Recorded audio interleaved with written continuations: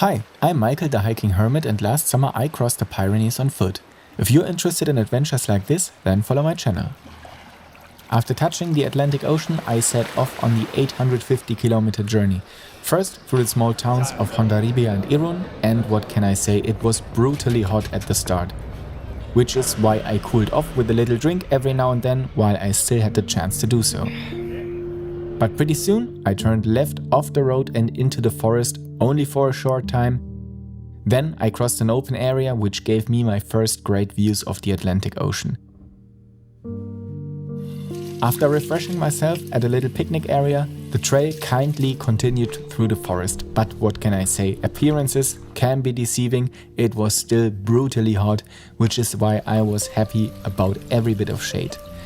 And pretty soon I encountered the first of many horses that I would see along the entire route. In the early evening I reached the Zona de Acampada Controlada. I took a look around and decided to spend the night there.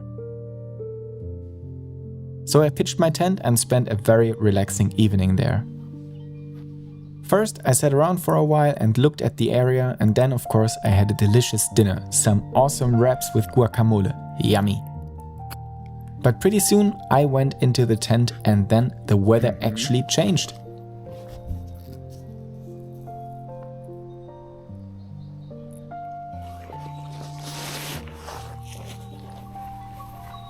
Day 2 of my GR11 hike begins with completely different weather. It's cooler, it's raining lightly and it's foggy.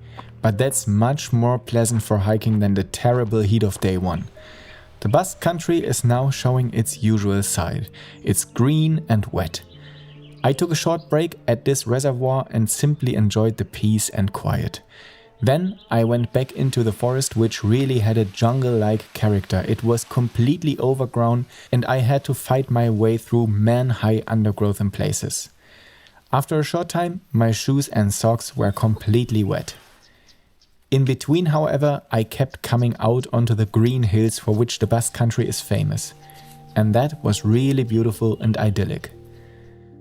I took a short break in the small town of Bera and treated myself to an iced tea, only to then climb a mountain on an ultra-strenuous ascent. I took another break at the summit and then started the final stretch of the day, alternating between forest and hilly landscapes. I actually found the hiking there quite strenuous, which is why I soon started looking for a suitable place to pitch my tent. Tired, I set up my tent on a ridge after more than 40 kilometers. On day 3 of my GR11 thru hike, I first encountered this pig and then replenished my water supplies at one of the many fountains in the Basque country. They are quite practical and also necessary because there are not that many natural water sources in the Basque country. After that, I walked down to Elizondo. First, I took a look at this picturesque little village, then I bought a few things to eat and refreshed myself at the church. It may not look like it, but it was actually really hot and quite humid again. Then I headed back up to the heights and, what can I say, the hike was actually quite strenuous due to the high humidity. So I worked up quite a sweat, but the mystical view made up for it. In the afternoon I took a longer break at a hunting lodge where there was also a water tap, and of course I had something delicious to eat there. Then I went back into the forest with incredible colors, I can tell you, and back up to the heights. And the hiking was so strenuous again that I slowly started looking for a suitable place to pitch my tent, but that proved difficult. I couldn't really find anything, which is why I ended up hiking much further than planned. But finally, after passing through this enchanted forest, I found a good place for my tent. Aber da unten habe ich jetzt mein Zelt aufgebaut.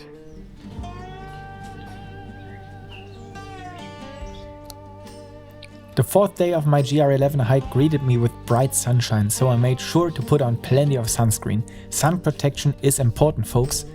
The plan for today was to reach the village of Puigcerdà around noon. There's a supermarket there which, as is often the case, has a siesta, meaning it's closed for a few hours in the afternoon. So I hurried a bit. When I reached the heights, fog rolled in again and you couldn't see into the valley anymore. But what can I say, I actually think it's really beautiful. I think it creates such a magical, mystical atmosphere when the fog surrounds you.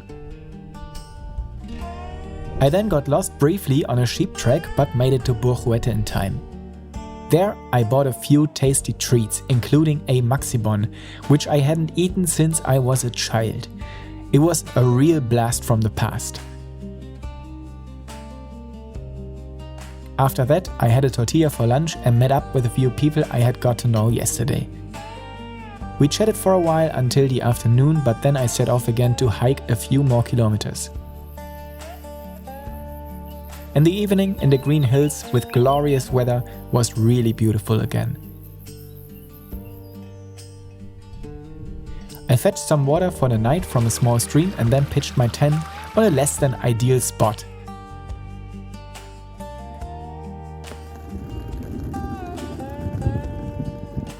Day 5 started a little, well, not so good because I hardly slept a wink during the night due to a violent thunderstorm. But then I was rewarded with a beautiful morning and my first views of the higher mountains, which made me really happy. In this small village where no one was awake, I refilled my water bottle and what can I say, I felt like one of those snails because I could hardly move forward. So I just enjoyed the scenery. Around noon, the sun came out again and hiking became really strenuous again because we were now climbing uphill on exposed terrain for the first time. There I also got my first views on the famous limestone massifs, which was really cool. I settled down here for another break and enjoyed the beautiful view. Then I set out to climb Abodi. It's a mountain almost 1,500 meters high and it was really tough going in the blazing sun. For a human that usually hikes in Norway, hiking under the blazing sun is really something new. But the view was breathtaking and I even saw a vulture circling. It was definitely worth the effort. However, I soon descended again because I still had to go shopping in Ochagavir. There I resupplied, pitched my tent at the campsite and enjoyed a delicious meal.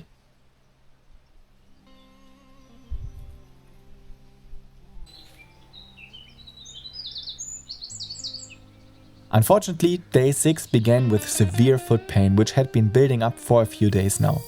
So I decided to hike only a short distance today and rent a room in Isaba.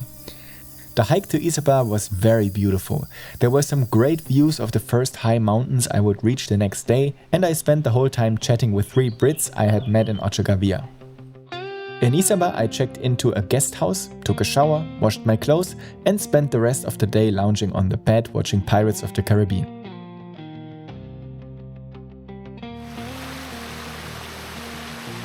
Unfortunately, my foot pain hadn't improved by day 7, but that didn't matter because today was the day of days. I finally reached the real high mountains. I had been looking forward to this all week and the sight of these first mighty rock faces really made my heart sing.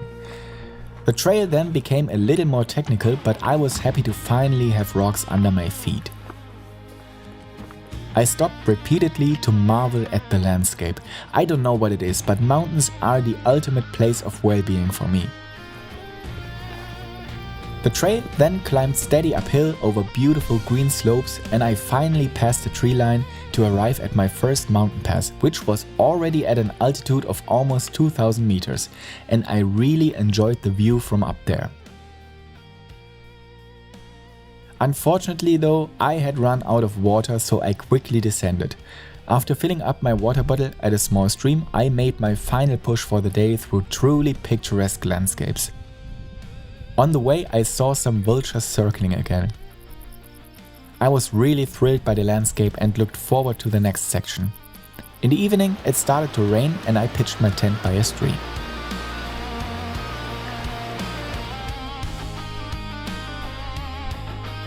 Day 8 began with a climb to this Stone Age tomb. I must say it's a great place for a final resting place. After that, I walked through this breathtaking valley. I felt very privileged to be able to hike there. I found the play of clouds in the mountains particularly beautiful.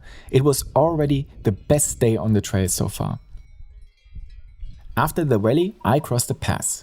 On this day, I climbed above 2000 meters for the first time. The landscape was simply spectacular. Every time I turned around a corner, a new incredible panoramic view opened up before me. I often sat down for short breaks to simply soak up the view.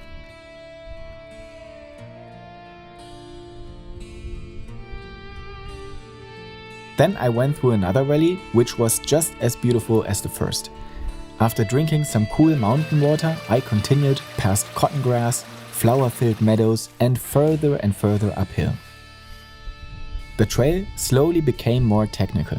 Towards the end of the day, there was even a climbing section where I had to climb a very steep slope with the help of a rope. Tired but very satisfied, I finally pitched my tent on a beautiful meadow and ended the day with some hiker snacks.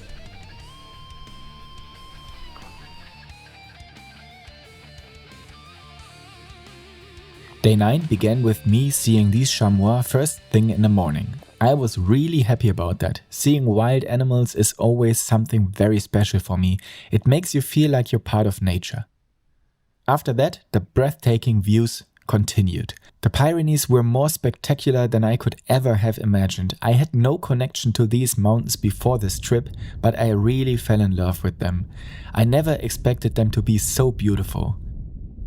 The trail then became more technical and difficult with some very steep slopes, and scrambling down this flank was very strenuous. I took a break to regain my strength. While I was resting, I had visit from this butterfly. And then there was another load of insects because the trail led right through these beehives. It was a pretty weird feeling, but nothing happened. Then it went down a bit into this beautiful green valley and then straight back up again. That's how it was most of the time, up, down, up, down. Well, it is a mountain range after all. I then crossed another pass and then a longer plateau and then down again. I wanted to camp on the descent, but I couldn't find anything because it went through a ski resort that was currently a major construction site. So I pitched my tent not far from a road which was not ideal.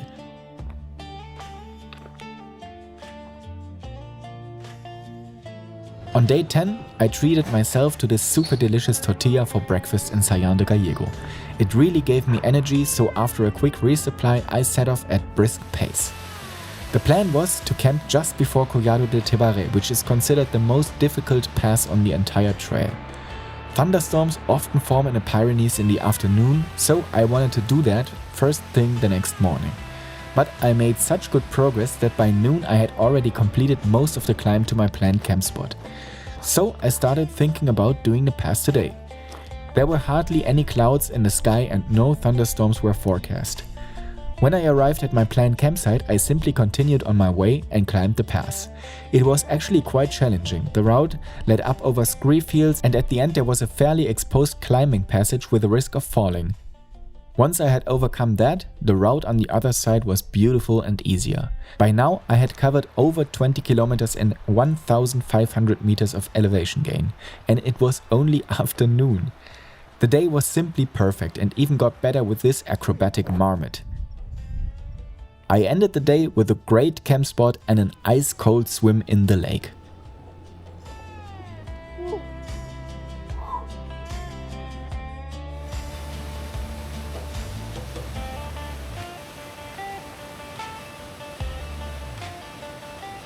After completing an insane amount of work yesterday, day 11 got off to a somewhat slow start.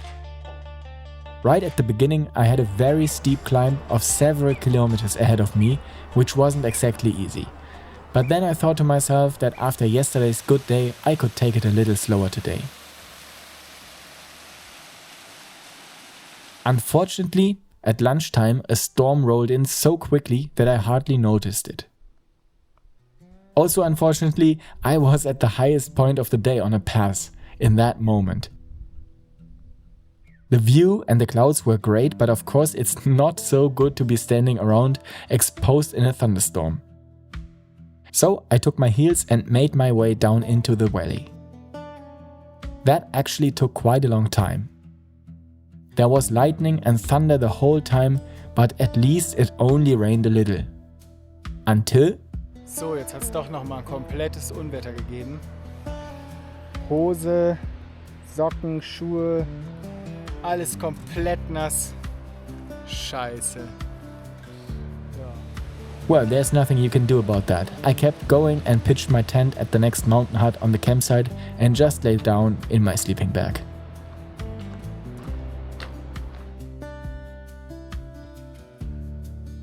Day 12 started dry. I set off relatively early and hiked down to the road, hoping to get reception and check the weather forecast.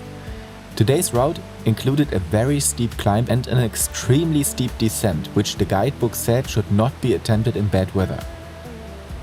Before I could check the forecast, it started raining and thundering again. I took shelter under a carport and thought about what to do. The weather forecast predicted heavy rain for the whole day, so I spontaneously decided to rent a hotel room in Torla. I checked in and went into town to have a decent breakfast. After that, I just relaxed in a hotel.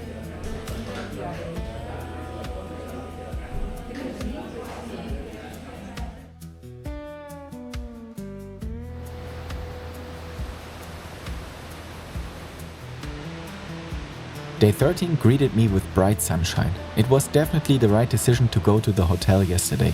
After enjoying a magnificent breakfast there, I set off for Odessa National Park, feeling well rested and nourished. The access trail was spectacular, but the park itself was simply amazing. Waterfalls, rock formations and lots of people. Of course, I found the latter less appealing, but hey, after all, I'm a tourist myself, so I can't complain. But just to give you an idea of the scale, 1,000 people go in there every day. So I was relatively happy when I finally left the hotspots behind me and set off on the ascent. There was actually no one else around. I climbed up and enjoyed the view back into the canyon again and again. After hiking briefly across a plateau at the top, I descended on the other side on a super steep slope. I could see the valley where I wanted to camp the whole time, but getting there was technically and physically very demanding. Finally, I reached the valley and pitched my tent on uneven ground. I sat outside for a few more hours and was completely blown away by the place I was in. I couldn't decide which of the many waterfalls around me to look at. Simply breathtaking.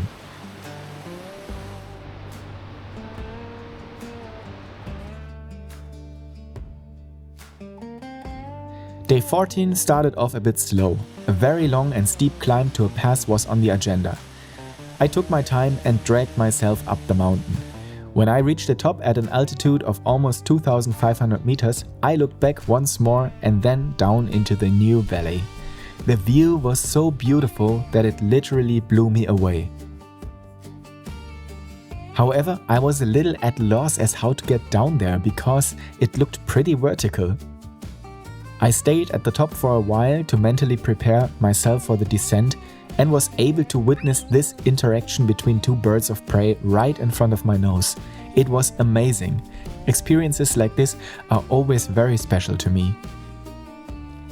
Finally, I set off on the descent, and the only good thing I can report about that is that I saw edelweiss along the way.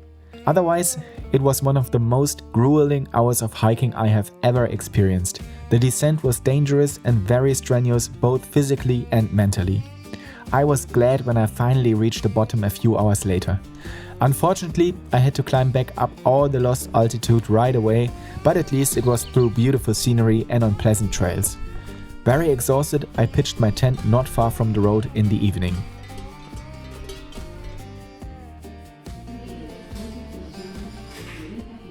Day 15 began with a second breakfast in Parzán, where I also resupplied. After that, I walked along the road for a while before heading back into nature. Unfortunately, I woke up with severe shoulder pain, which didn't get any better throughout the day. The landscape was breathtaking once again, and I was totally thrilled, even though it was extremely hot and therefore very exhausting. I then walked through the mountains for a few more hours and enjoyed the feeling of being able to do whatever I wanted. Do you know that feeling? For me, it's absolute freedom when no one cares what you're doing. In the evening, I pitched my tent by a stream and enjoyed a delicious dinner with olives. Wonderful.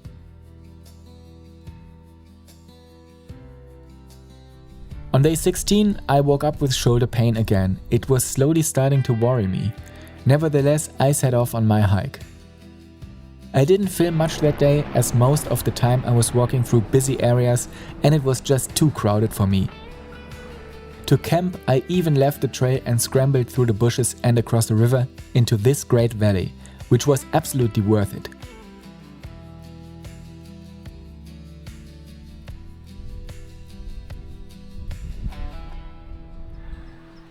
Day 17 marked the halfway point, both in terms of distance and planned time. After hiking past a few beautiful lakes, I climbed up a very difficult terrain to a pass. Once at the top, I enjoyed the view as always. I was now in the heart of the Pyrenees, surrounded by their highest mountains, and this was also noticeable in the surroundings. There was virtually no infrastructure, fewer people and rugged peaks and clear mountain lakes as far as the eye could see.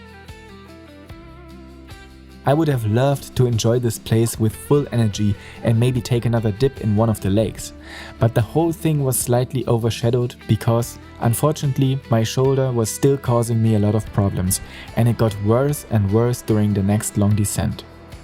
I started to think that something was seriously wrong, but at this point I still thought I could definitely continue. It hurt quite a bit, but I could still hike. In the evening, I left the classic GR11 on an alternative route because I had read in the guidebook that it was better for camping, and I just wanted to get there and rest my shoulder. A little above Lac de Rius, I pitched my tent, fetched water and laid down with an uneasy feeling.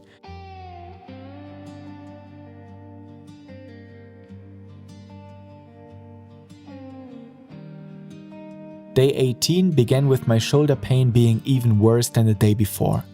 Every movement hurt and I could hardly use my arm. I packed my things and set off, only to realize I wouldn't be able to hike today. Damn, now I had a real problem. I was in the most isolated region of the entire trail and on an alternative route. What's more, I only had food for 2 days left. I pitched my tent again and hoped that a day's rest would solve the problem. That wasn't the case. The next day it was just as bad as before. I decided to hike out of the mountains on an alternative route and take the bus to the next big city. There I wanted to get some ibuprofen and then think about how to proceed. But to be honest, at that point I thought it was over. The pain was the worst I'd ever experienced, and to this day I don't know how I managed to get out of the mountains.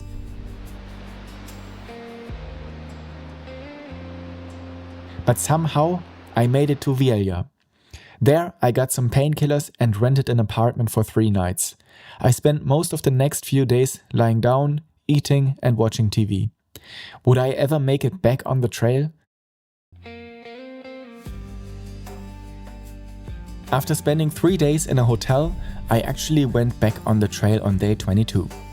A few days earlier I would have never thought that this would be possible, but ibuprofen and rest had actually restored me to such an extent that I could hike again. Of course I was not pain-free, but just visiting the small hamlet of Dorvel made it more than worthwhile. I simply told myself that I would take each day as it came and continue walking for as long as my body allowed, and I enjoyed it. That was the right attitude. And I can tell you that after a short time I felt a sense of euphoria that was unparalleled. I was so happy to be back on the trail and doing what I always wanted to do. When I hike, I feel some sort of happiness that I don't experience anywhere else. The day was great, the weather was beautiful, the landscape was beautiful, and I was just happy to be on the road again. On the way I passed this abandoned hamlet. What must life have been like here decades or even centuries ago? In the evening, I pitched my tent on this bridge and enjoyed a dinner in the evening sun with a great view. The perfect end to a good day. Will I be able to keep going?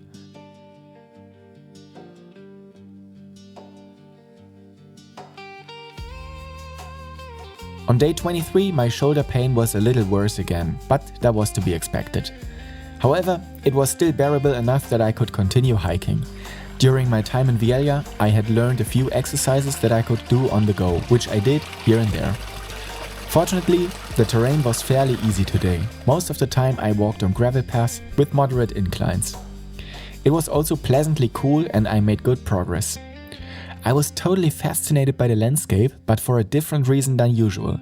I was at a similar altitude to where I had been a few days ago when I was in the middle of the Rocky Mountains. Here, however, there was a forest, even though I was less than 50 kilometers away as the crow flies. It's crazy how quickly the terrain can change completely.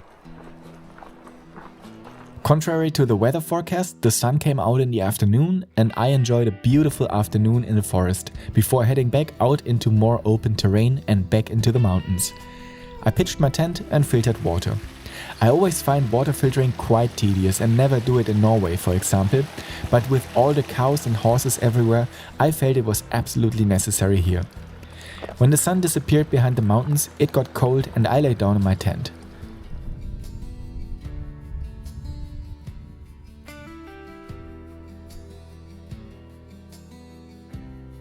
Day 24 started off pretty cold, easily just about 5 degrees Celsius. I had to really force myself to get out of my warm sleeping bag, pack up and start hiking. When I set off, the sun was still behind the mountains and I was practically cheering it on to hurry up. So I was delighted when the sun finally came out as I arrived at the most famous shelter on the entire trail.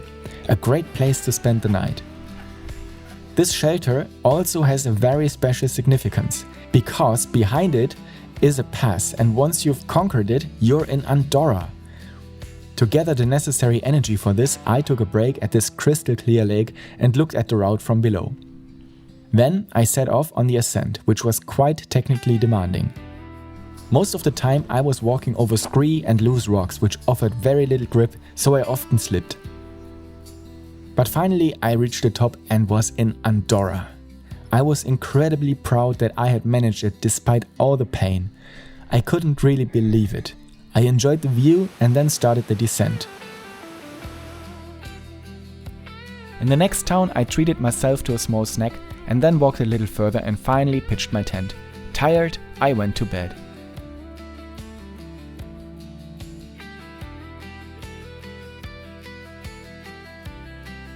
Day 25 began with this unconventional breakfast, patatas bravas, which I ate in the hectic town of Encamp. Then I went back into the mountains where the landscape reminded me strongly of Northern California and my Pacific Crest Trail thru hike. I spent the whole day in memories. It had already been 10 years since I had done the PCT.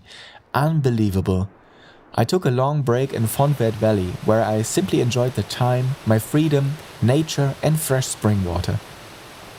This valley is truly romantic and a feast for the eyes. Accordingly, there were a few day hikers on the trail. Then I headed back to higher altitudes, first across a wide plain and then uphill again over a pass back to Spain. It had only taken me a day and a half to cross Andorra. I had really flown. I still felt good, the pain hadn't gone away, but I enjoyed every moment. Even though hiking can be strenuous at times, it's always worth it when you get to see such incredible places in return. In the evening, I finally pitched my tent and treated myself to a Fanta Lemon that I had brought with me from Encamp. Pure luxury.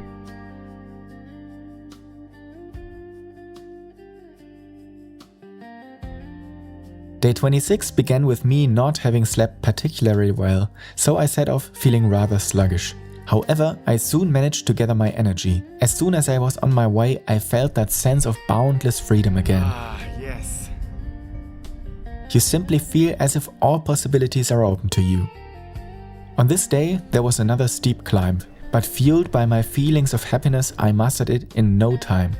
I almost flew up the mountain and finally reached one of the last high passes on my journey. Soon I would be descending into flatter country, so I enjoyed every view that was still available to me.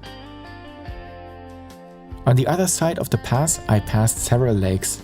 I was actually making such good progress that I reached my planned camp spot much too early and wondered how I should continue. Should I call it a day early or hike a little further?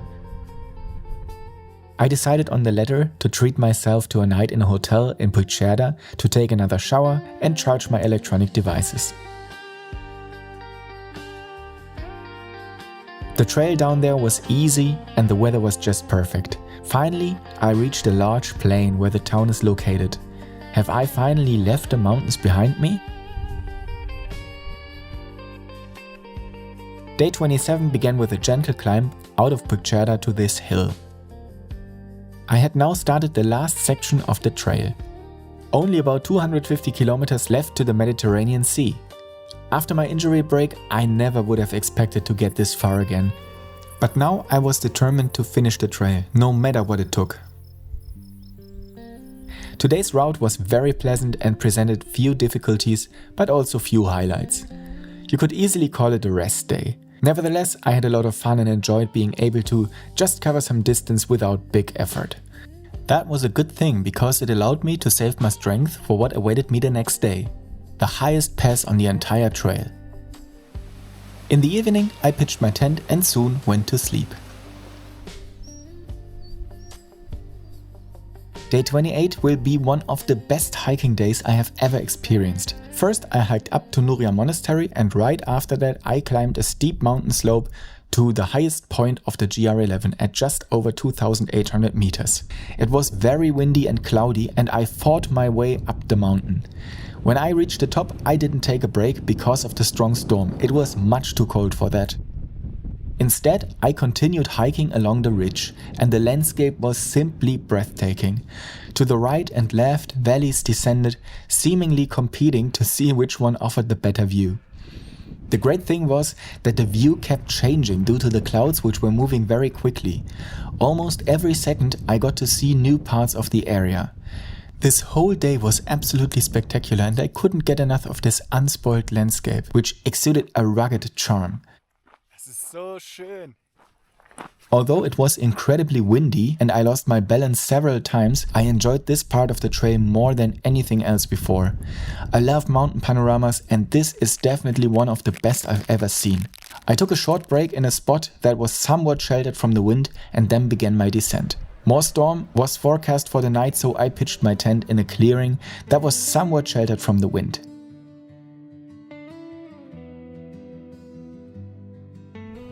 On day 29 I saw another chamois, a final farewell from the mountains, because I would now leave them behind for good as soon as I crossed this pass. Once at the top, I looked down into a hilly landscape that was significantly lower than where I had come from. In the small village of Molo, I took a break in a cafe and enjoyed a coffee and some first-class pastries. Delicious. Afterwards, I continued downhill through green forests and meadows. Today I would reach altitudes more than 2,000 meters lower than where I had been yesterday. The terrain had now changed noticeably. In some places, the landscape almost resembled a rainforest due to the abundance of plants and streams. I was really amazed at how quickly the landscape had changed. But this would only be a very short interlude, as the dry Mediterranean area lay directly ahead of me. Until then, however, I enjoyed the pleasant shade and was able to marvel at a few limestone rocks again. I had seen those before at the beginning of my journey, so the circle was now complete. In the evening, I pitched my tent not far from a river and went to sleep very soon after. Day 30 began once again with a relatively long, strenuous climb, which I had completely forgotten about. Once I reached the top, however, I was rewarded with more fantastic views of the limestone cliffs. Before... Ey Leute, ganz da hinten kann ich das Meer sehen. Well, and that was a truly incredible feeling to see the finish line after so much time in the mountains. I had started at the sea, crossed an entire mountain range and 2 countries, and now I was looking at another sea. In terms of landscape, I had now truly arrived in the Mediterranean. Rosemary was growing everywhere, smelling wonderful, and there were even ripe blackberries, which I naturally treated myself to. In Albania, I had delicious lunch in a tavern and cooled off a little bit. It had become very hot again. The gastronomy on the GR11 is surprisingly good and often very cheap, always worth it. In the afternoon, I walked a bit with 2 Czech women I had met before in Odessa National Park and finally pitched my tent in the middle of the undergrowth, which was very uncomfortable due to a lack of alternatives.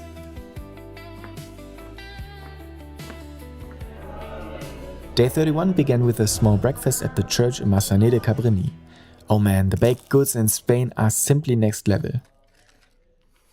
Afterwards, I hiked through a small cork oak forest for a while, which was fine because it was brutally hot again. I made a little detour to this majestic cork oak, a real feast for the eyes. Then it was uphill again, continuing through the forest of gnarled old trees.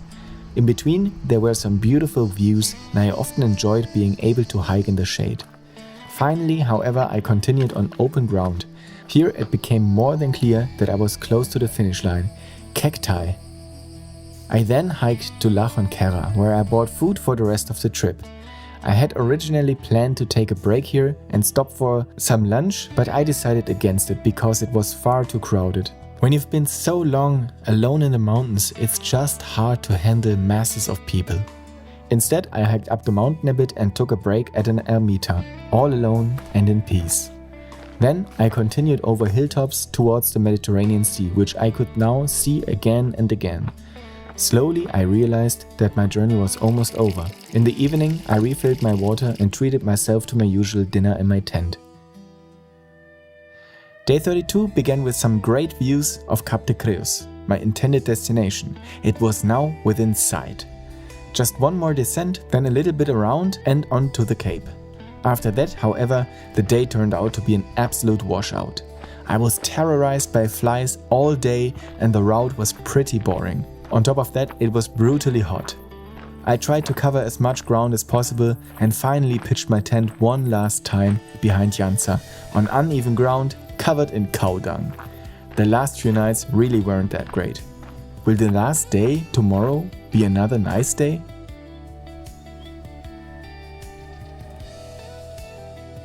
My last day on the GR11 began with a beautiful sunrise over the Mediterranean Sea.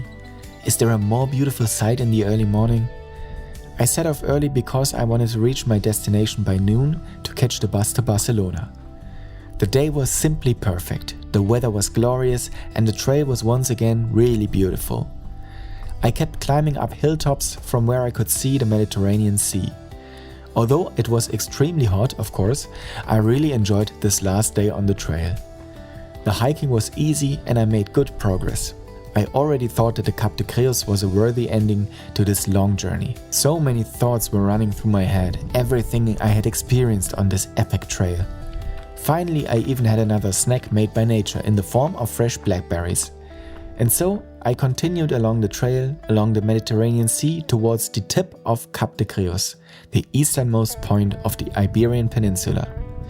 And finally... So Leute, ich sehe gerade das Ziel meiner Reise.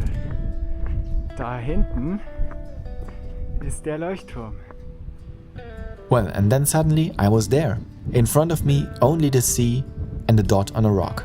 It's always like that. The end comes abruptly and without mercy. Follow me if you want to join me on my next adventure.